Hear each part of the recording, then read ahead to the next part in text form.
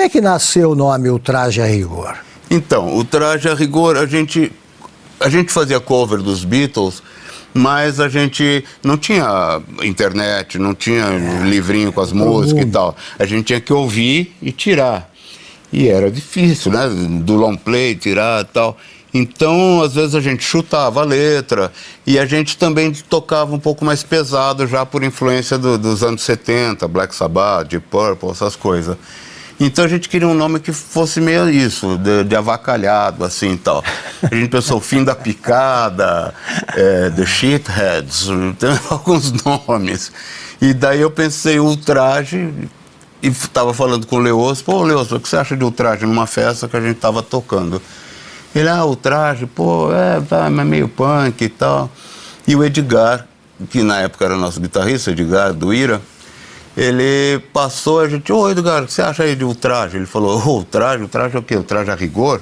E daí a gente falou, Ultraje a Rigor é legal, porque né, era a moda da época, né? Era os Paralamas do Sucesso, os nomes tudo meio esquisito, né? Então a gente, Ultraje a Rigor. Essa primeira festa que nós fomos tocar foi Primeira, né? Era Halloween. E eu fui vestido... Estreou.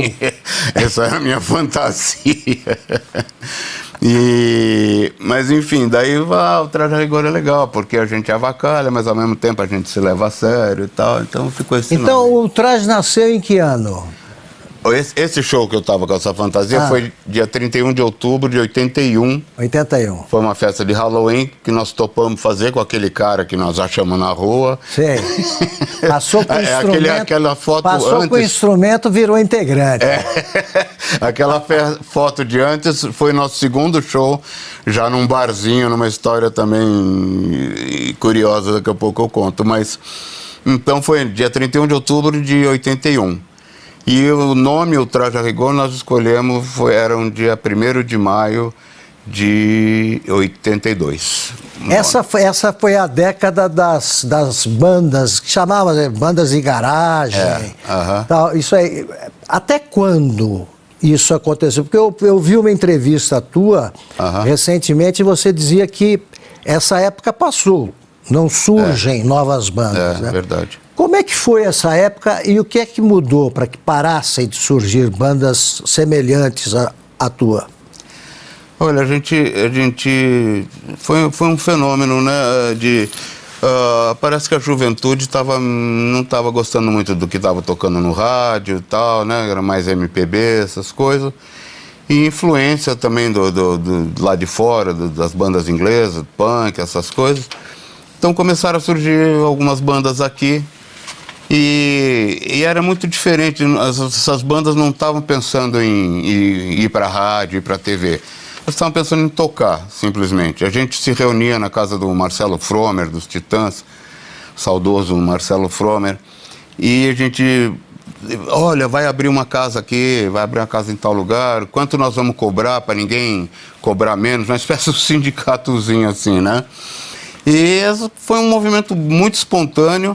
E, de repente, as gravadoras que estavam pagando umas fortunas para os medalhões da MPB para gravar, porque eles queriam, sei lá, orquestra, eu quero mixar em Los Angeles, eu quero um Galaxy para renovar o contrato, qualquer coisa assim. De repente, pinta essas bandas, já com público, porque a gente começou a tocar em barzinho, depois pintou danceteria, porque os bares começaram a ficar pequenos.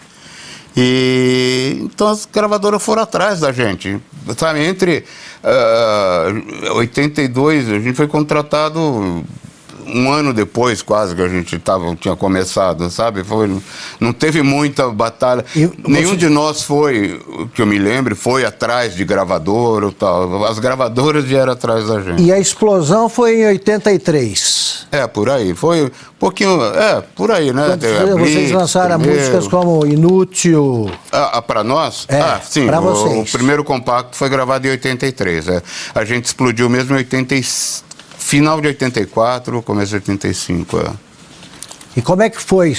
Como é que você reagiu ao sucesso? Como é que é a chegada dessa notoriedade? A gente achava tudo muito engraçado, na verdade, porque a gente não esperava. E, de repente, começou todo mundo a tratar a gente super bem, e tratar como estrela e tal. E a gente continuou sendo muito simples e muito sincero com todo mundo e tal, e engraçado, a gente tinha essa veia cômica, né?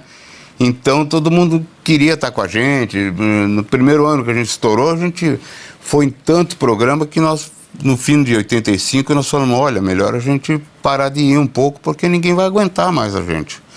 E parece que foi uma boa estratégia, porque a gente, né, estourou esse disco aí, Nós Vamos Invadir Sua Praia. Isso. E era um tabu da época, uma pessoa estourar o primeiro disco, no segundo fracassava. E a gente continuou bem com o segundo disco, que foi o Sexo. Então o André Midanini, na época, né, falou, pô, quebraram esse tabu e tal. E a gente, né, muito inocente também, a gente começou a acreditar que todo mundo realmente gostava da gente e tal, né? Principalmente coisa de gravadora. Mas de tal, fato né? gostava, né? Quer dizer, o Eles público- gostavam, sim, na nossa presença nos programas, etc e tal. Mas eu digo assim, gravadora é um lance, é um comércio. Isso a gente foi aprendendo com o tempo, né? Não é assim, nós gostamos de vocês para sempre aqui. Então, a gente nunca deu prejuízo para a gravadora, para falar a verdade. Nunca. Mas foi uma época lá para os anos 90, começou lambada, sertanejo, outras coisas.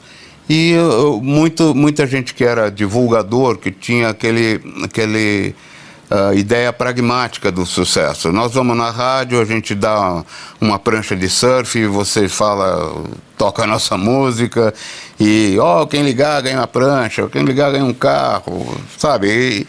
E esse tipo de gente que acendeu a direção das gravadoras e tal, e começou a tratar todo mundo dessa forma mesmo, né?